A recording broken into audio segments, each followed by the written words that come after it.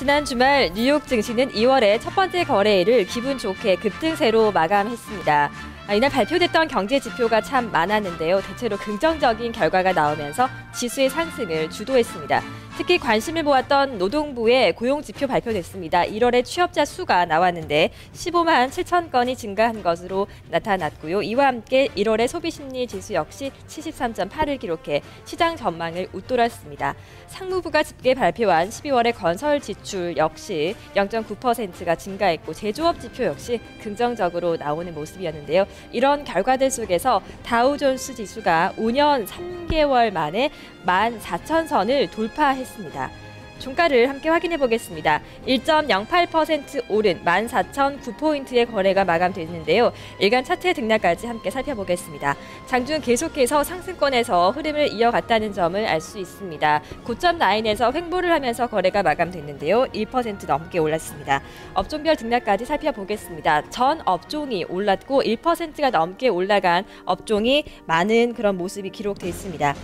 자세한 흐름을 좀 살펴보면요. 금융주가 2% 가까이 올라가는 모습이었습니다. 아래쪽으로는 경기 민감주 0.7%, 기초산업 섹터와 기술주 역시 1%가 넘게 강한 탄력을 보여줬습니다. 산업 섹터 역시 1.1%, 통신주 마찬가지로 1.7%의 강세를 보이면서 거래가 마감됐습니다. 뱅크 오브 아메리카 3.4%로 가장 크게 올랐고요. 유나이티드 테크놀로지, 버라이즌 커뮤니케이션스의 순으로 상승 마감한 반면에 머크사가 3.2%로 가장 크게 밀려났고 대부분의 종목이 상승한 가운데 휴레패커드가 머크와 동반으로 0.3% 밀려났습니다. 엑손모빌, 강부합권에서 거래가 마감됐는데요. 특징 종목의 흐름을 살펴보겠습니다. 김민지 앵커가 자세하게 전해드립니다. 네, 이날은 쉐브론과 엑손모빌, 정유사들의 실적이 연이어서 발표됐습니다. 모두 시장 예상을 뛰어넘는 실적을 발표했는데요. 이날 하지만 하락권에서 엑손모빌 주가가 시작을 했습니다. 장중에 상승 반전하는 힘이 나타나기도 했지만 그 힘은 좀 미약한 모습이었는데요. 시장 예상치 뛰어넘는 실적을 발표했음에도 차익 실현 매물이 형성되면서 강보합권에서 거래 마감됐습니다. 0.08% 상승 마감했고요. 이어서 나스닥 지수 흐름도 확인해 주시죠. 네, 기술주 중심의 나스닥 지수 역시 마찬가지로 강세를 보이면서 거래가 마감됐습니다. 종가를 함께 확인해 보면요. 역시 1%가 넘게 올랐습니다. 1.18% 오른 3,179포인트의 거래가 마감됐는데요. 역시 차트의 흐름까지 함께 살펴보겠습니다. 장중 상승권에서 계속 등락했고 오후 12시 기점에서 상승 탄력을 조금 더 키워간 구간에서 오후 2시의 고점으로 3,183포인트까지 형성하기도 했습니다. 이어서 S&P 500 지수 마찬가지로 살펴보겠습니다. 1,500선 돌파에 따른 환호가 나온 지 얼마 되지 않았는데 1,510선마저도 돌파하는 모습을 보여줬습니다. S&P 500 지수 마감 종가를 함께 확인해 보겠습니다. S&P 500 지수입니다. 1.01%가 올라갔습니다. 1,513포인트를 기록했는데요. 아래 차트의 흐름까지 함께 살펴보겠습니다. 장중 계속해서 상승권에서 등락했다는 점 역시 알 수가 있고요. 장중 고점 라인에서 지수가 횡보를 한 구간에서 거래 마감됐습니다. S&P 500 지수 1,513포인트의 거래가 마감됐습니다. 자, 이렇게 미국 증시가 일제히 2월의 첫 번째 거래일을 1%대의 상승으로 일제히 거래 마감했습니다. 앞서 마감한 유럽 증시 역시 미국에서 발표가 된 여러 가지 긍정적인 경제 지표 결과에 힘입어서 동반 상승하는 모습이 나왔는데요. 프라이스가크 지수부터 살펴보도록 하겠습니다.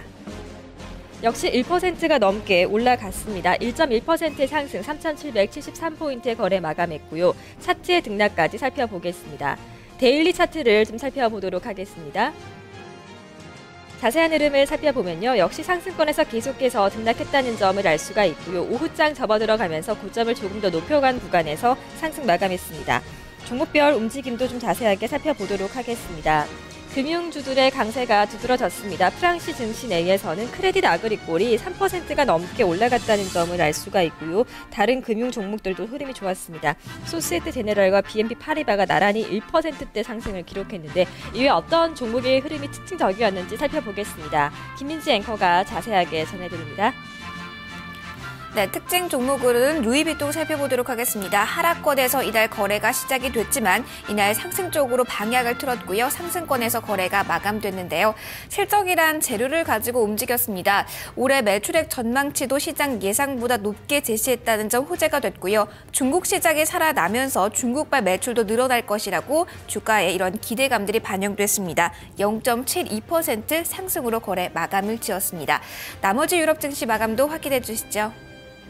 이어서 독일의 닥스 지수를 함께 살펴보겠습니다. 마찬가지로 0.7%의 강세를 기록했습니다. 0.74% 상승, 7,833포인트의 거래 마감됐고요. 차트 등락까지 함께 살펴보시면 마찬가지로 상승권에서 긍정적인 등락을 했다는 점을 알 수 있습니다. 장 중반에 잠시 한번 상승폭을 반납하는 모습이 나오기도 했지만 마감을 앞두고 다시 상승폭을 키워간 구간에서 고점 라인에 마감을 했습니다. 업종별 흐름 살펴보면 대체로 모든 업종이 상승한 가운데 두 개의 업종만이 하락하는 모습을 보였습니다. 우선 상승한 업종, 기초산업 섹터, 그리고 경기 민감주, 기술주 등이 1%가 넘게 올라갔다는 점 알 수 있고요. 통신주가 소폭의 조정 0.2% 하락했고 유틸리티 역시 0.3%가 밀려났습니다.